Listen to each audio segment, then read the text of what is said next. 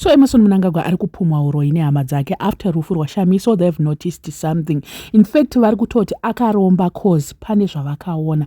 Let me just put a disclaimer before I go any further. Everything that I've said or I'm going to say is all alleged. So once whenever kana ari in a tight situation, mukomana hanzi anodonedza munhu wake, and this time abva adonedza hanzvadzi yake. Hanzi akabva adya hanzvadzi yake. Ndoma words andaona.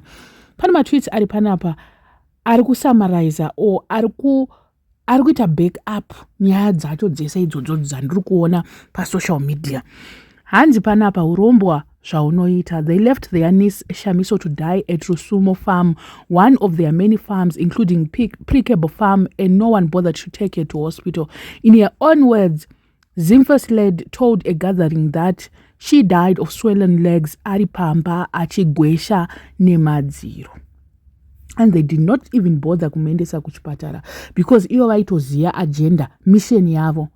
Kuti apa pazviri kunetsa zvemachichichi mukomana ari kunzi nevanhu pane pressure, he's under pressure, a lot of pressure.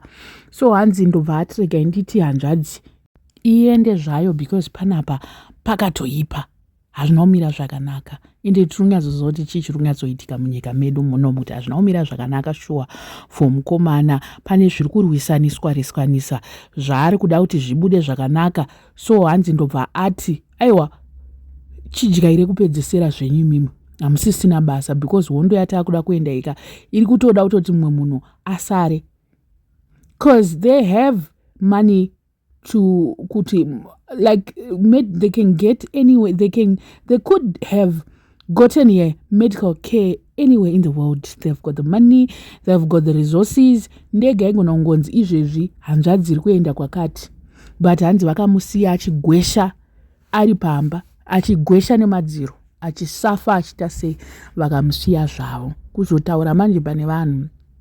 And then zvikanzi only a few years ago grandson died of respiratory complication, and you wonder kana chiri chikwambo chinoda ropa every other year.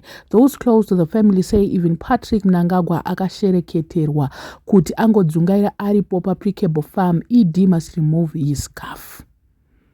Muri kuzvinzwa zviri kutaura kuti Patrick hanzi anongodzungaira aripo achingonzi hapana kwaanoenda, life yake inongoperera ipo paya pafamu, because vanenge vachitoitira zvinhu zvavo, pane zvinhu zvavo zvavanenge vachitoitira ipapo kuti agare ipapo, agare achingodzungaira ari pafamu asina kwaanoenda kumwe kunhu. Hanzi wanda kuti chikwambo here chinoda ropa every other year. Hanzi iri kunzi muzukuru akangorwara zvisina kutsarukana, and hanzi vanhu vangorwara zvisina kutsarukano since auye mupawa hamuzomboda.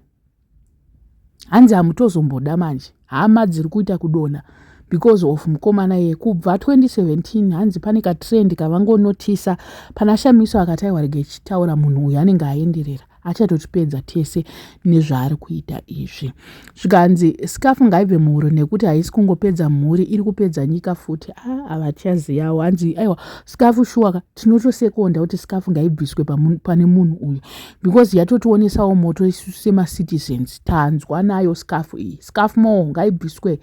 Kungodai scarf yadonedza vanhu, kungodai scarf hanzi yapedza nevanhu nesuwo futi. And those people are evil. Whenever there is something hard that they're struggling with, they will sacrifice someone. It is pathetic. During elections, they sacrificed Kamuzukuru. Now they sacrificed Shamiso.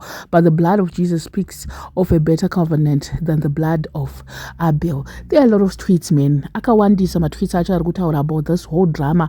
Ririko iri rikunzi ye azodaiso Muzukuru a sacrifice azodi Shamiso. It's a lot of vanhu vari kutaura nezvaShamiso since I think zvine about 2 days on vachitaura about masacrifices, vachitaura about muzukuru, vachitaura about hama. It's just a lot of nandichingozviignore but ndatozongoona nhasi ndikati why is it kuti ndingoramba ndingosangana nenyaya? Why ndingosangana nenyaya? Let me just see what I can take from this story.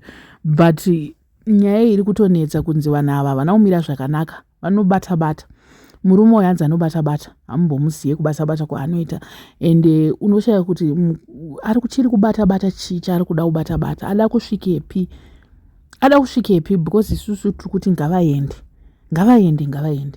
chavari kusvika kuda kubata-bata ada kusvika ku90 years here ada kusvika eji yamugabe isu hatichada isu we no longer want iye ari kuti nyanyatsozvifila ndosaka ari kuita by all means spiritually behind whatever ari kuenda tumakomo twese ari kutubvurungudza twese tumuteuro twese ari kutotukanda pasi twese n'anga dzese imika zvakaoma handisiri ndadaro. Anyway, let me just finish off by saying wasati wasubscriber, please make sure that you're subscribed and see you in my next video.